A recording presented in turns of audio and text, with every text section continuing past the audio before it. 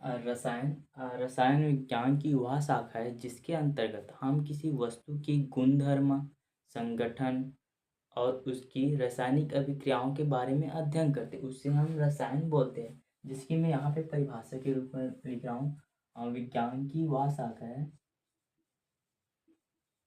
विज्ञान की वह शाखा है, वह शाखा है रसायन विज्ञान की वह शाखा है जिसके अंतर्गत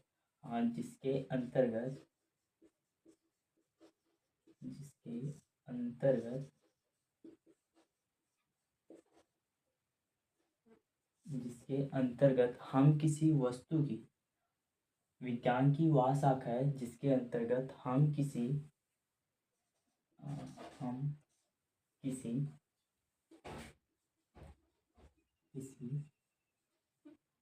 वस्तु या पदार्थ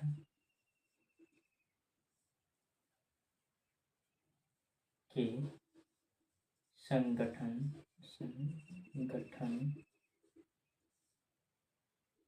गुण, धर्म और रासायनिक अभिक्रियाओं का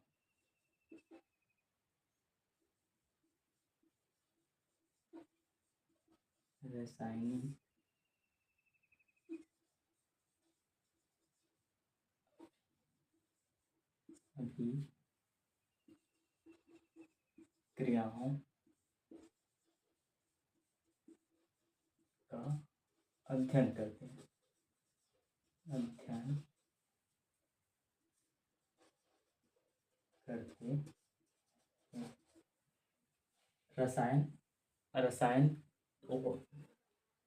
रसायन विज्ञान की वह शाखा है जिसके अंतर्गत हम किसी वस्तु या पदार्थ के संगठन, गुणधर्म और रासायनिक अभिक्रियाओं का अध्ययन करते, उसे रसायन कहते हैं या रसायन कहलाती है। जैसे कि हम मान चलते जैसे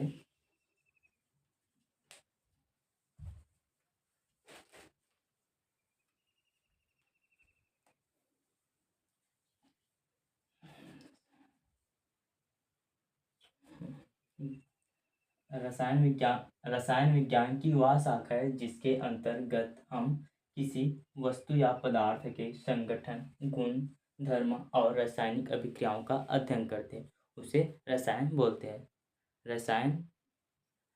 रसायन क्या है? तो क्वेश्चन इस टाइप से बन सकता है कि रसायन किसे कहते हैं या रसायन कितने प्रकार के होते हैं। तो यहाँ पे हम क्या बोलेंगे, रसायन का मतलब होता है क्या? रसायन विज्ञान की वह शाखा है जिसके अंतर्गत हम किसी वस्तु या पदार्थ के गुणधर्म, संगठन और रासायनिक अभिक्रियाओं का अध्ययन करते हैं, उसे रसायन कहते हैं। रसायन जो है एक्चुअल में 3 प्रकार के होते हैं।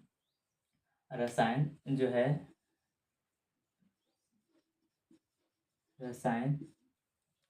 के प्रकार। रसायन जो है एक्चुअल में 3 प्रकार के होते हैं। पहला है भौतिक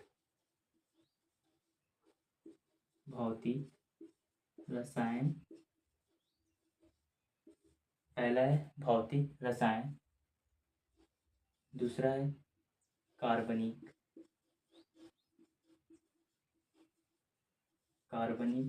रसायन। पहला है भौतिक रसायन, दूसरा है कार्बनिक रसायन और यहाँ पे तीसरा है अकार्बनिक रसायन।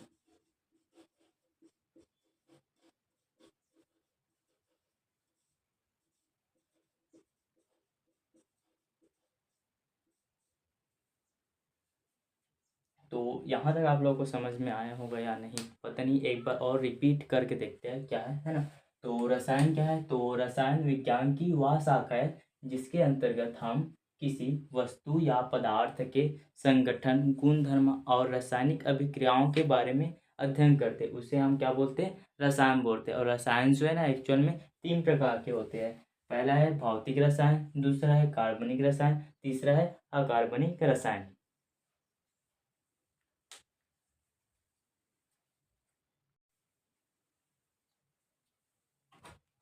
तो रसायन के प्रकार, एक्चुअल में रसायन 3 प्रकार के रहते हैं: भौतिक रसायन, कार्बनिक रसायन, अकार्बनिक रसायन। तो यहाँ पे भौतिक रसायन का मतलब क्या है, तो यहाँ पे मैं परिभाषा के रूप में 2 भागों में बांट देता हूँ। इसको ऐसा रख देता हूँ और इसको यहाँ पे और इसको यहाँ। तो भौतिक रसायन तो रसायन विज्ञान की वह शाखा जिसके अंतर्गत हम किसी पदार्थ के प्रतिक्रियाओं का अध्ययन करते उसे भौतिक रसायन कहते हैं।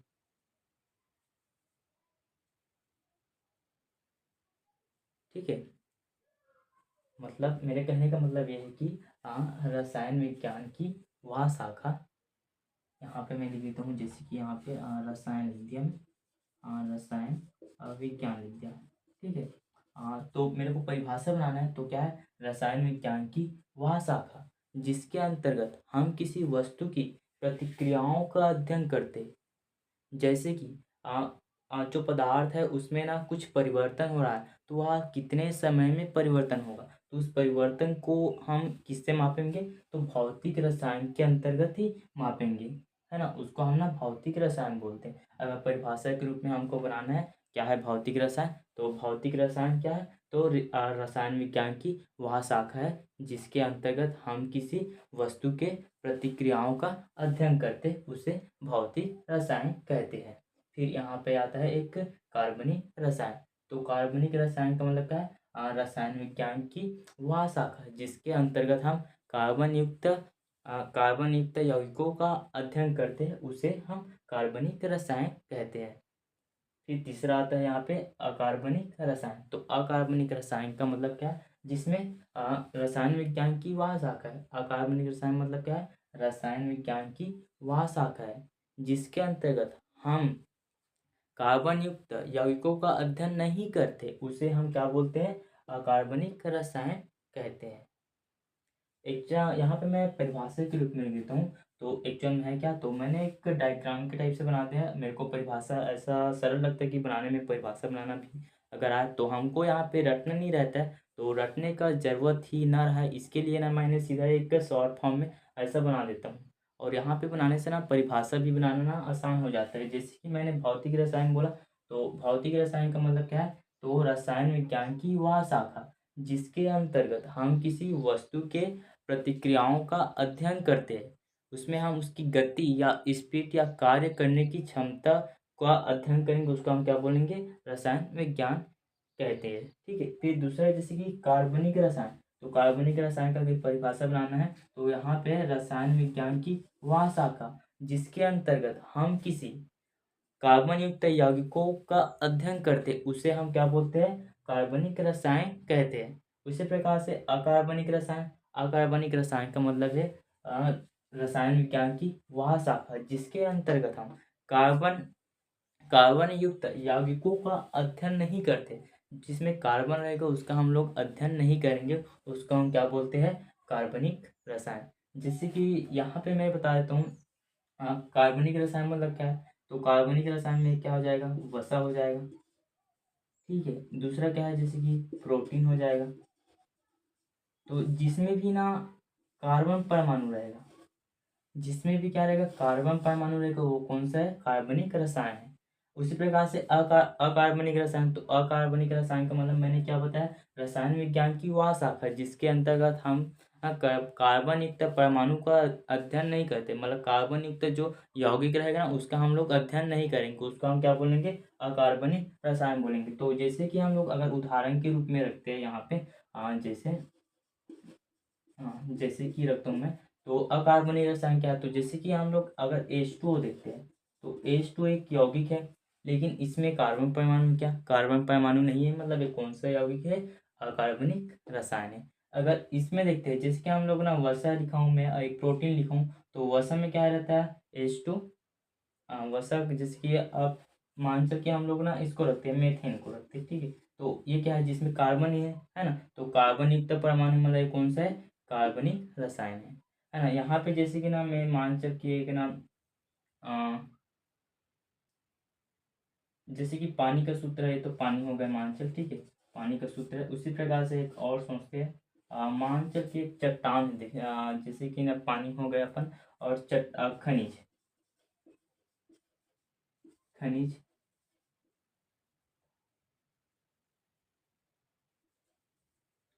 खनिज धातु में खनिज धातु में कार्बन परमाणु नहीं रहता है, तो ये क्या हो गया है, अकार्बनिक रसायन। तो यहाँ तक आप लोगों को समझ में आया होगा। अगर समझ में नहीं आया होगा तो हम लोग फिर से रिपीट करते हैं। तो रसायन क्या है, रसायन रसायन विज्ञान की वह शाखा है जिसके अंतर्गत हम किसी वस्तु या पदार्थ के संगठन, गुणधर्म और रासायनिक अभिक्रियाओं का अध्ययन करते हैं, उसे हम क्या बोलते हैं, रसायन कहते हैं। रसायन जो है ना 3 प्रकार के रहते हैं, ठीक है। पहला क्या है, भौतिक रसायन, दूसरा क्या है, कार्बनिक रसायन, तीसरा है अकार्बनिक रसायन। भौतिक रसायन क्या है, तो रसायन विज्ञान की वह शाखा है जिसके अंतर्गत हम किसी वस्तु की प्रतिक्रियाओं का अध्ययन करेंगे, उसे हम क्या बोलेंगे, भौतिक रसायन कहेंगे। उसी प्रकार से कार्बनिक रसायन है। कार्बनिक रसायन क्या है, रसायन विज्ञान की वह शाखा जिसके अंतर्गत हम कार्बन युक्त यौगिकों का अध्ययन करेंगे, उसे हम क्या बोलेंगे, कार्बनिक रसायन बोलेंगे। उदाहरण के रूप में क्या है, वसा, प्रोटीन, या तो CH3। फिर उसी प्रकार से अकार्बनिक रसायन, अकार्बनिक रसायन का मतलब क्या है, यहाँ पे देख लेते हैं, रसायन विज्ञान की वह शाखा जिसके अंतर्गत कार्बन युक्त परमाणु, कार्बन युक्त, ठीक है, कार्बन युक्त यौगिकों का अध्ययन नहीं करते हैं, है ना, उसको हम क्या बोलेंगे, अकार्बनिक रसायन बोलेंगे। जैसे कि H2O, पानी, या खनिज धातुओं का। यहाँ तक समझ में आया होगा, तो ठीक है। इसी प्रकार से यहाँ पे मैं 3 प्रकार का रसायन बताया था, लेकिन ये जो है ना एक्चुअल में 5 प्रकार के होते हैं। 2 प्रकार का और होता है इसमें।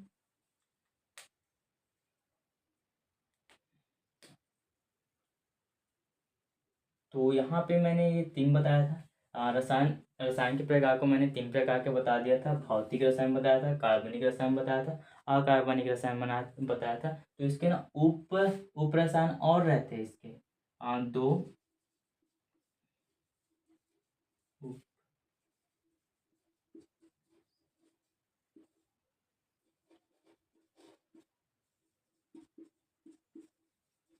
इसके ना 2 उप रसायन भी होते हैं।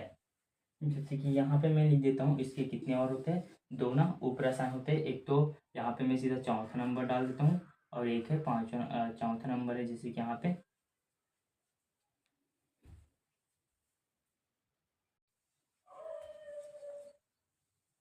तो रसायन के ना 2 उप रसायन भी होते हैं, 2 उप रसायन भी होते हैं। जैसे कि मैं यहाँ पे लिखता हूँ चौथा, जैसे कि जैव रसायन। उप रसायन क्या रहता है इसमें, तो जैव रसायन। और यहाँ पे 5वां नंबर लिख देता हूँ मैं, विश्लेषणात्मक विशेषणात्मक रसायन,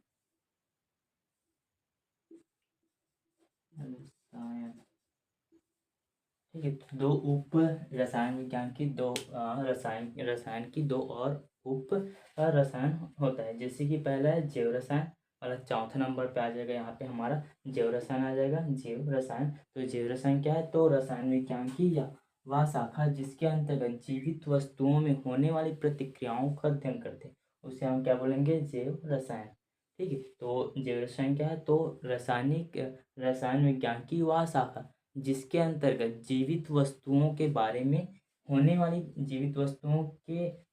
वाली प्रतिक्रियाओं के बारे में अध्ययन करेंगे, उसको हम क्या बोलेंगे, जैव रसायन। जैसे कि उदाहरण के तौर पर देखते हैं, तो एक पाचन तंत्र है जिसमें प्रतिक्रिया होते रहते हैं, दूसरा एक श्वसन तंत्र है जिसमें भी ना प्रतिक्रिया भी होते रहते हैं, तो उसको हम क्या बोलेंगे, जैव रसायन। उसी प्रकार से विशेषणात्मक रसायन भी होते हैं।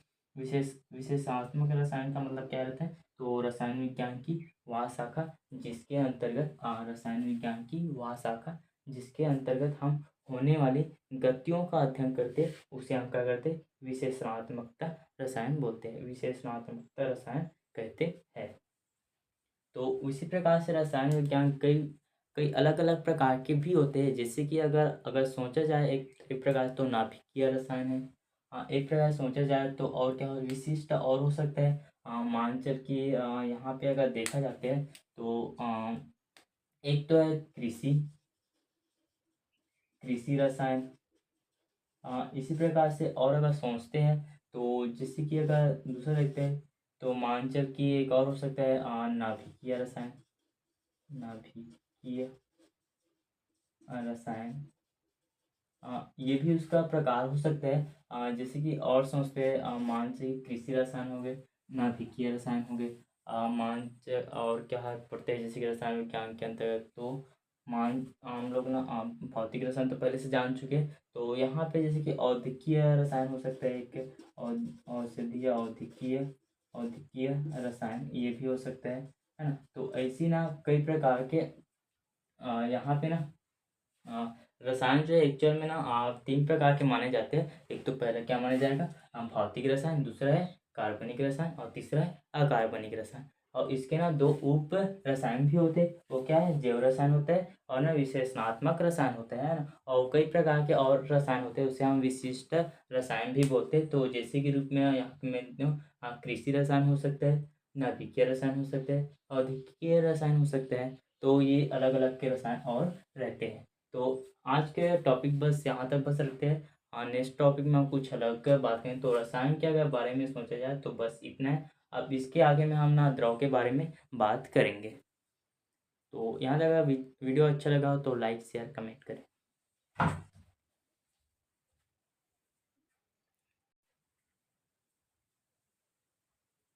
तो जैसे कि अभी हम लोगों ने कुछ पढ़ा था जैसे कि रसायन क्या है, तो रसायन के बारे में कुछ बताए थे। उसके बाद मैंने कुछ रसायन के प्रकार बताए थे, उसका रसायन और विशिष्ट उसके और प्रकार बताए थे। तो नेक्स्ट मेरा टॉपिक है जैसे कि पदार्थ। नेक्स्ट टॉपिक है जैसे कि पदार्थ या द्रव्य। ठीक है, पदार्थ या द्रव्य तो दोनों का मतलब यहाँ पे मैं बताता हूँ। ठीक है, तो पदार्थ क्या है पदार्थ का मतलब रहता है पदार्थ वह वस्तु है जिसमें निश्चित आयतन होता है और निश्चित द्रव्यमान होता है, उसे हम क्या बोलते हैं पदार्थ या द्रव्य बोलते हैं। ठीक है, तो यहाँ पे मैं परिभाषा के रूप में लिखता हूँ जैसे कि यहाँ से चालू करता हूँ।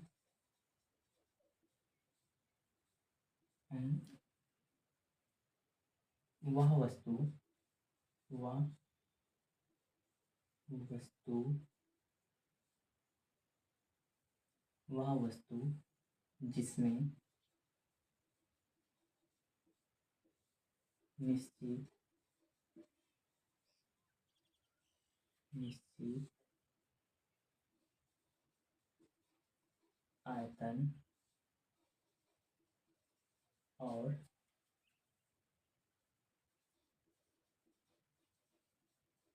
निश्चित द्रव्यमान होता है।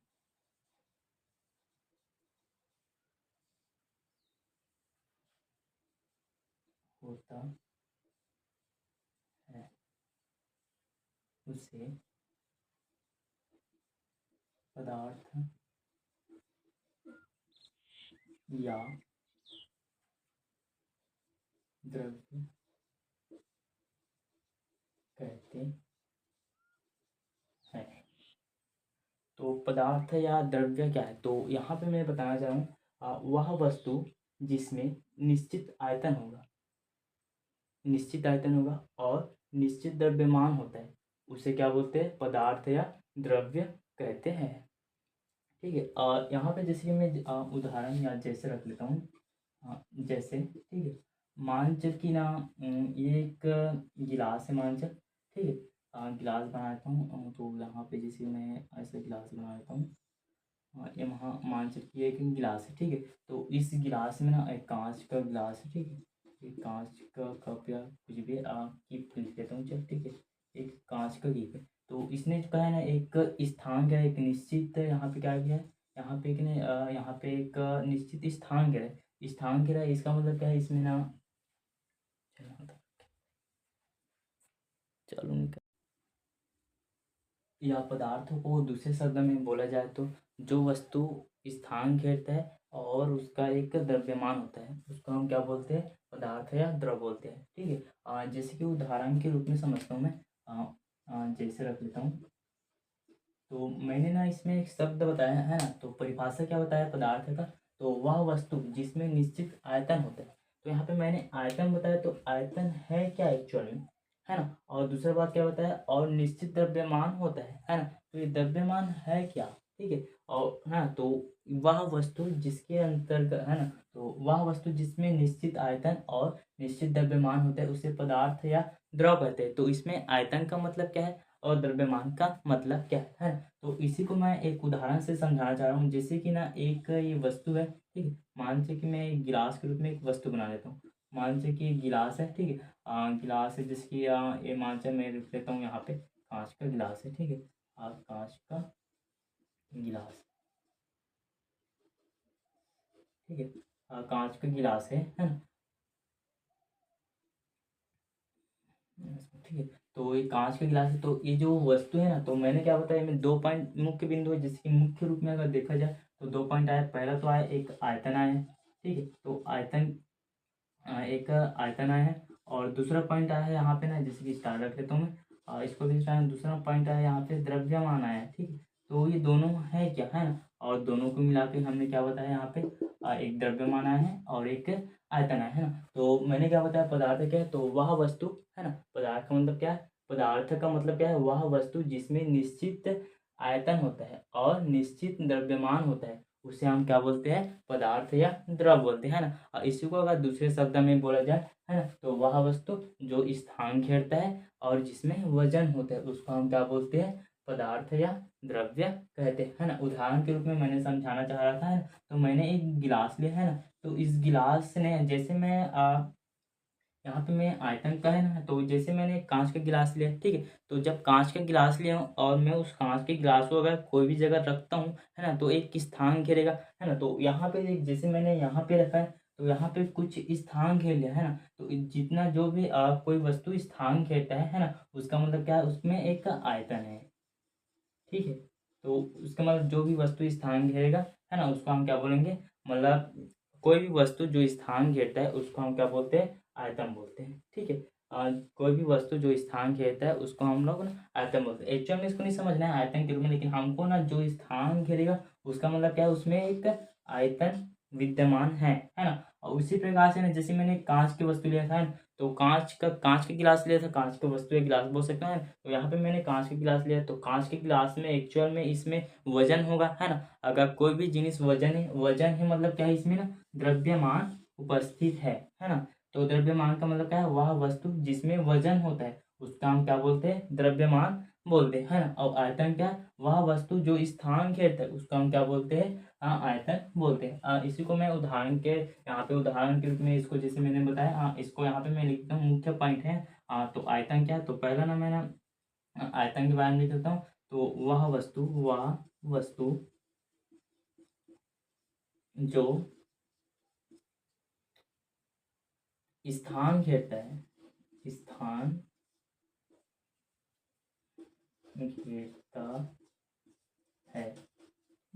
वह वस्तु जो स्थान घेरता है मतलब उसमें क्या है, आयतन विद्यमान है ना। उसको हम क्या बोल सकते हैं, आयतन बोल सकते हैं, है ना। और दूसरा बात इसमें क्या आता है, एक ना द्रव्यमान आता है, जैसे कि वह वस्तु जिसमें निश्चित आयतन होता है और निश्चित द्रव्यमान होता है ना, उसे हम क्या बोलते हैं, पदार्थ या द्रव्य कहते हैं, है ना। तो इसी को मैंने उदाहरण के रूप में समझाना चाहा था कि एक्चुअल में आयतन है क्या, और आयतन है तो आयतन को कैसे समझेंगे, है ना। और इसमें एक ना निश्चित द्रव्यमान है, तो ये द्रव्यमान भी है कहाँ पे, है ना। तो इन दोनों को हमको प्रूव करने के लिए एक उदाहरण जो मैंने यहाँ पे ना एक कांच का गिलास ले लिया, है ना। और कांच के गिलास को जैसे मैंने ऐसे जमीन पे रखा, तो उसमें क्या होगा ना, एक निश्चित स्थान घेर लिया, है ना। तो जो भी वस्तु स्थान घेरेगा उसका मतलब क्या है, उसमें ना आयतन विद्यमान है ना। आयतन विद्यमान है मतलब क्या है ना। तो वह वस्तु जो स्थान घेरता है उसको हम क्या बोल सकते हैं, आयतन बोल सकते हैं, है ना।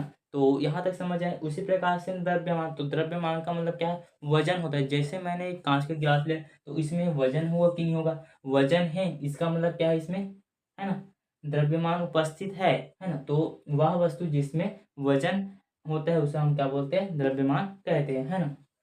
तो यहाँ तक क्लियर हो गया होगा, है ना। तो फिर से अगर रिपीट करते हैं एक बार, है ना, तो यहाँ पे क्या लिखा है, पदार्थ क्या है, तो पदार्थ मतलब क्या है, वह वस्तु जिसमें एक निश्चित स्थान होता है या स्थान, एक निश्चित आयतन होता है और एक निश्चित द्रव्यमान होता है, उसे हम क्या बोलते हैं, पदार्थ या द्रव्य कहते हैं, है ना। इसमें एक मुख्य पॉइंट है आयतन, है ना, आयतन और निश्चित आयतन और निश्चित द्रव्यमान। तो आयतन का मतलब क्या है ना, वह वस्तु जो स्थान घेरता है उसे हम क्या बोलते हैं, आयतन बोलते हैं, है ना। और वह वस्तु जिसमें हम ना वह वस्तु जिसका वजन होता है उसको हम क्या बोलते हैं, द्रव्यमान बोलते हैं। तो यहाँ पे भी इसको मैं लिख देता हूँ, वह वस्तु जिसमें जिसमें वजन होता है, वजन होता है, ठीक है। इसको अगर उदाहरण के रूप में समझा जाए तो जैसे कि वह वस्तु जो स्थान घेरता है, इसे बोल, तो स्थान के रूप में क्या हो सकता है, तो दोनों का उदाहरण एक साथ यहाँ पे समझ लेते हैं, जैसे कि, है ना, जैसे कि रख लेता हूँ मैं, तो जैसे कि मैं जैसे एक हो जाएगा, अगर कुर्सी भी तो स्थान घेरता है, तो एक कुर्सी हो सकता है, ठीक है। मेज हो सकता है, ठीक है, मेज भी हो सकता है। और जैसे कि मैंने एक यहाँ पे लिया था, कांच का गिलास लिया था, ठीक है, कांच का गिलास, एक कांच का गिलास है। और उसी प्रकार से क्या हो सकता है, अगर यहाँ पे कुर्सी हो गया, टेबल मेज हो गया, कांच का गिलास हो गया, है ना। और जैसे कि मतलब जो भी वस्तु स्थान घेरेगा, है ना, तो वह वस्तु जिसमें वजन होगा, मतलब एक निश्चित आयतन होगा और एक निश्चित द्रव्यमान होगा, है ना, उसको हम क्या बोलेंगे, पदार्थ बोलेंगे। तो उदाहरण के रूप में मैं 3 को ले लिया हूँ, तो ऐसा। और आप लोग सोच के बताना, जितना भी ना जो वजन होगा और स्थान घेरेगा, उसका मतलब क्या है, वह एक वस्तु है, और वस्तु है वो कैसा वाला वस्तु है, तो क्या है, पदार्थ वाला अपन वस्तु है, या तो द्रव्य वाला वस्तु है ना। अब यहाँ पे अगर हम देखा जाए तो पदार्थ जो है ना 3 प्रकार के रहते हैं। पदार्थ जो है ना, पदार्थ के प्रकार, यहाँ पे लिख देता हूँ, पदार्थ के प्रकार, या इसी को हम लोग बोल सकते हैं, है ना, द्रव्य के प्रकार, या द्रव्य के 3 रूप हो सकते हैं, है ना। तो प्रकार लिखूं या रूप लिखूं, दोनों का मतलब एक ही है ना। तो मैं यहाँ पे चल कि इसको ना मैं पदार्थ की 3 रूप में लिख सकता हूँ, रूप है ना।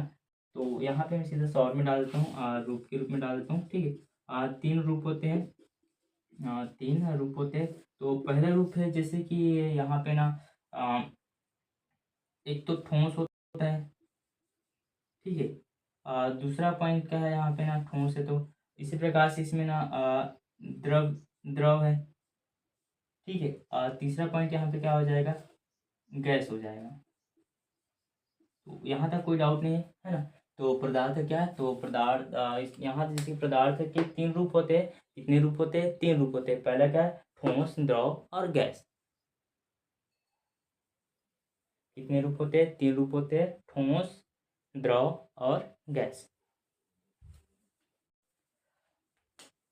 यहाँ पे मैंने कुछ गलत बोल दिया था, उसके लिए क्षमा मांगता हूँ, है ना।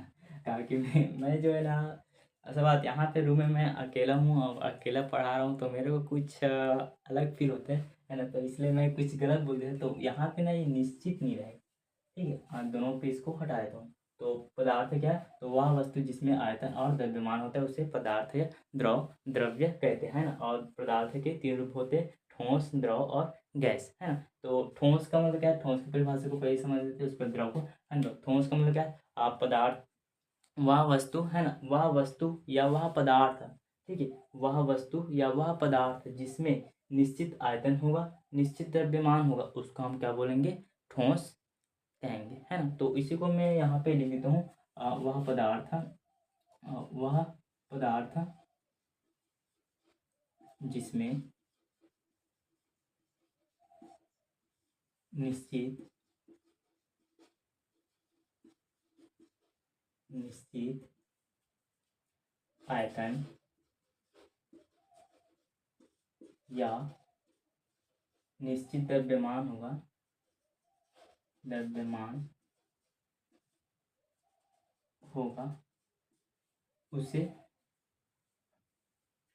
निश्चित आयतन या निश्चित द्रव्यमान होगा, उसे ठोस कहते हैं, ठीक।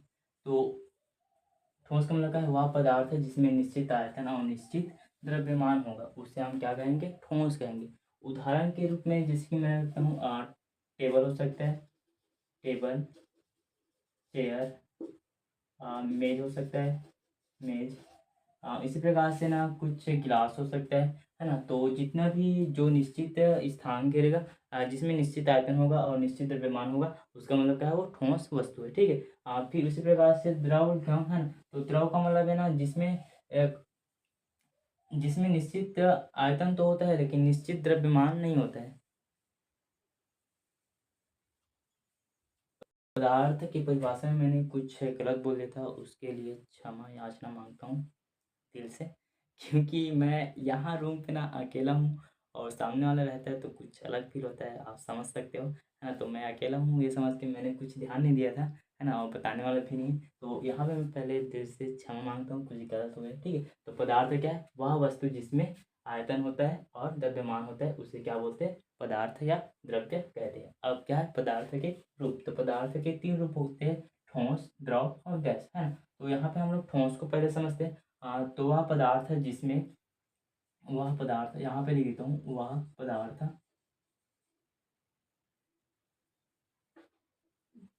वह पदार्थ जिसमें निश्चित निश्चित आकार और आयतन होता है, आयतन होता है। तो वह पदार्थ जिसमें निश्चित आकार और निश्चित आयतन होता है, उससे हम क्या बोलते हैं, ठोस कहते हैं, ठीक है ना। तो यहाँ पे देखते हैं, तो ठोस के रूप में उदाहरण के रूप में जैसे कि समझते हैं ना। जैसे कि ठोस के रूप में हो सकता है, एक तो कांच के गिलास को ही ले लेता हूँ, कांच का गिलास, ठीक है। कांच का गिलास है, जैसे कि एक ही जैसे कि कुर्सी को ले लेता हूँ, है ना। तो कुर्सी भी हो सकता है। एक जैसे कि मैं चल चेयर को ले सकता हूँ, एक ना मेज को लेता हूँ, ठीक है। मतलब इसका मतलब ऐसा है, जिसमें भी है ना, तो वह पदार्थ है जिसमें निश्चित आकार होगा और निश्चित आयतन होगा, है ना, वह क्या है, वो क्या कहलाएगा, ठोस कहलाएगा। तो वह वस्तु या वह पदार्थ है ना, वह वस्तु जिसमें, ठीक है। इसको मैं चल पदार्थ लिखूँ, उसके लिए इसको मैं वस्तु के रूप में ही रख लेता हूँ। पदार्थ के रूप ही है लेकिन पदार्थ ही कहलाएगा, है ना, तो वह वस्तु रख लेता हूँ, ठीक है। कुछ कुछ समय के लिए वस्तु भी रख सकता हूँ, पदार्थ भी रख सकता हूँ, लेकिन मेरे को वस्तु अच्छा लग रहा है इसलिए मैंने वस्तु रख लिया। तो वह वस्तु जिसमें निश्चित आकार और आयतन होता है, उसमें उसे क्या बोलते हैं, ठोस बोलते हैं। जैसे कि कांच का गिलास, ठीक है, कुर्सी, चेयर और मेज। जैसे मैं चल मान चल कि एक ना, एक पेन है ना, तो मैंने एक पेन लिया हूँ, ठीक है। तो मान चल के पेन के रूप में बना लेता हूँ, मान चल के एक पेंसिल, ठीक है। या चलिए एक पेंसिल के रूप में रख लेता हूँ मैं, मान चल के पेंसिल है, ये पेन है। तो एक पेन है, तो मैंने पेन को जैसे यहाँ पे रखा, तो इसने क्या किया, एक निश्चित इसका इस पेन जो है ना, पेन का एक निश्चित ही आकार है, ये तो छोटा नहीं हो सकता पेन जो है ना, आकार तो सेम ही रहेगा, है ना। तो एक निश्चित है और इसका एक निश्चित आयतन भी है। मैंने इस पेन को ना एक जगह जैसे मैंने रख लिया, तो सेम वही जगह ही रहेगा, है ना। तो उतने ही स्थान घेरेगा, छोटा से जितना बड़ा पेंसिल है या पेन है, तो उतने बड़े ही स्थान है। तो मानते कि जो जिसमें भी निश्चित आकार रहेगा और निश्चित आयतन रहेगा, है ना, उसको हम क्या बोलेंगे, ठोस बोलेंगे। तो वह वस्तु जिसमें निश्चित आकार और आयतन होता है, उसे हम क्या बोलते हैं, ठोस बोलते हैं। जैसे कि कांच के गिलास, कुर्सी, चेयर, मेज, पेन, तो जितना भी मतलब स्थान घेरेगा और आकार रहेगा, उसको हम क्या बोलते हैं, ठोस बोलते हैं। उसी प्रकार से द्रव है ना, तो पदार्थ के मैंने तीन रूप बताया, तो एक प्रकार को हमने समझ लिया क्या है, ठोस है। दूसरे प्रकार यहाँ पे द्रव है ना, तो द्रव का मतलब क्या है, एक ना निश्चित आयतन तो होगा, है ना। तो वह वस्तु जिसमें निश्चित आयतन होता है लेकिन आकार अनिश्चित रहता है, उसको हम क्या बोलते हैं, द्रव बोलते हैं। जिसके यहाँ पे लिखता हूँ, वह वस्तु जिसमें जिसमें अनिश्चित अनिश्चित आकार होता है और आयतन आयतन निश्चित होता है, निश्चित होता है, उसे द्रव कहते हैं, ठीक है। तो जैसे कि आप द्रव के बारे में समझते, द्रव क्या है, तो वह वस्तु है ना, द्रव के बारे में, तो वह वस्तु जिसमें निश्चित अनिश्चित आकार होता है, मतलब उसका आकार सीमित नहीं हो सकता है ना, और उसका आयतन क्या है ना, निश्चित होता है, मतलब उसका आयतन जो है ना निश्चित होता है, मतलब उसका जो भार है ना वो ना निश्चित हो सकता है, ठीक है, मतलब उसका आकार अनिश्चित रहेगा और आयतन जो है ना निश्चित रहेगा, उसको हम क्या बोलेंगे, द्रव बोलेंगे। जैसे कि उदाहरण के मान से कि तेल एक द्रव है, जैसे कि यहाँ पे ले लेता हूँ, जैसे तेल एक द्रव है, तेल है, तो अगर मैं तेल को अगर यहाँ पे जैसे रखता हूँ, मैं यहाँ से यहाँ पे रख देता हूँ, तो तेल का आकार जो है ना ऑटोमेटिक ऐसे ऐसे बढ़ते बढ़ते बढ़ते बढ़ते मान कि ऐसे बढ़ जाता है, ठीक है। तो जैसे इसका आकार बढ़ गया, तो जब मैं रखा था तो इसका आकार कुछ अनिश्चित था, है ना, निश्चित था, लेकिन कुछ टाइम के बाद में वो क्या अनिश्चित हो गया, है ना। तो किसी भी वस्तु का आकार ना अनिश्चित रहता है, उसको हम क्या बोलते हैं, द्रव बोलते हैं। द्रव का मतलब द्रव के रूप में कहा है, या तो इसको हम सीधा बोल सकते हैं, जितना भी बहने वाले पदार्थ है उसको हम लोग ना द्रव बोल सकते हैं, जैसे कि तेल हो गए, पानी हो गए, ठीक है। तो जितना भी जैसे कि नदी नाले का पानी है है ना, तो ये सब में क्या है, उसका आकार जो है ना अनिश्चित नहीं रहता है ना, अनिश्चित रहता है, लेकिन उसका आयतन जो है ना निश्चित रहता है, उसको हम क्या बोल सकते हैं, द्रव बोल सकते हैं। इसी प्रकार को हम गैस को तीसरा पॉइंट है, जैसे पदार्थ के रूप में तीसरा गैस है, तो गैस के रूप में जिसमें ना अनिश्चित आकार रहेगा, है ना, जिसका निश्चित जिसका ना आकार ही नहीं रहेगा, है ना, और उसका ना द्रव्यमान ही नहीं रहेगा, ठीक है। तो इसको हम क्या बोलते हैं, मानचित्र की, इसको हम क्या गैस बोलते हैं। तो इसको ऐसे समझ लेते हैं, मानचित्र की वह वस्तु है ना, तो इसको समझ लेते हो, वह वस्तु जिसमें, है ना, तो वह वस्तु जिसमें, यहाँ पे लिखता हूँ, जैसे कि वह वस्तु वस्तु जिसमें अ, निश्चित निश्चित आकार आकार निश्चित आकार, निश्चित निश्चित द्रव्यमान, या इसको निश्चित आकार या निश्चित आयतन आयतन नहीं होता है, उसे गैस कहते हैं। ठीक। तो गैस का मतलब क्या है, वह वस्तु जिसमें निश्चित आकार और निश्चित द्रव्यमान नहीं होता है, उसको हम क्या बोलते हैं, गैस। जिसकी मैंने मानचित्र की ऑक्सीजन गैस है ना, या कार्बन डाइऑक्साइड गैस है, या चल जिसका ऑक्सीजन गैस को है, तो मानचित्र की हमने ना अ, एक छोटी सी डिब मैंने ना एक बोतल है, मानचित्र, ठीक है, एक चल एक बोतल है ना, छोटा से इसमें ना गैस को इंजर्ट कराता हूँ, जिसके मैंने इसमें ना गैस को भर दिया, ठीक है। अब गैस को मैंने भरा, तो जैसे मैंने भरा तो ऑटोमेटिक पूरा गैस ना इस पूरा भर जाएगा, है ना। उसी प्रकार जैसे कि हम लोग एक रूम है ना, रूम के अंदर में चल किसी ने गुब्बारा फुलाया था मैंने, गुब्बारा को फोड़ दिया, तो गुब्बारा जैसे फूटेगा, है ना, या फट जाएगा, है ना, गुब्बारा जैसे फटता है तो उसका गुब्बारे का जो गैस रहता है ना पूरा रूम भर फैल जाएगा, है ना। तो इसलिए इसका क्या है ना, आकार जो है ना निश्चित नहीं रहता ना, आयतन भी है ना निश्चित नहीं रहता, है ना। तो जिसमें ना तो वह वस्तु जिसमें, ठीक है, वह वस्तु जिसमें निश्चित आकार और निश्चित आयतन नहीं होता है, उसे हम क्या बोलते हैं, गैस बोलते हैं। उदाहरण के रूप में कार्बन डाइऑक्साइड गैस हो सकता है, ऑक्सीजन गैस हो सकता है, ठीक है। तो जितने भी गैसीय वाले पदार्थ हैं उसको हम क्या बोलते हैं, गैसीय पदार्थ कहते हैं, है ना। तो यहाँ तक ठीक है। तो अगर वीडियो अच्छा लगा हो तो लाइक शेयर कमेंट करें, लेकिन गलती हो उसके लिए क्षमा मांगता हूँ, नेक्स्ट वीडियो में सुधारने का कोशिश करूँगा।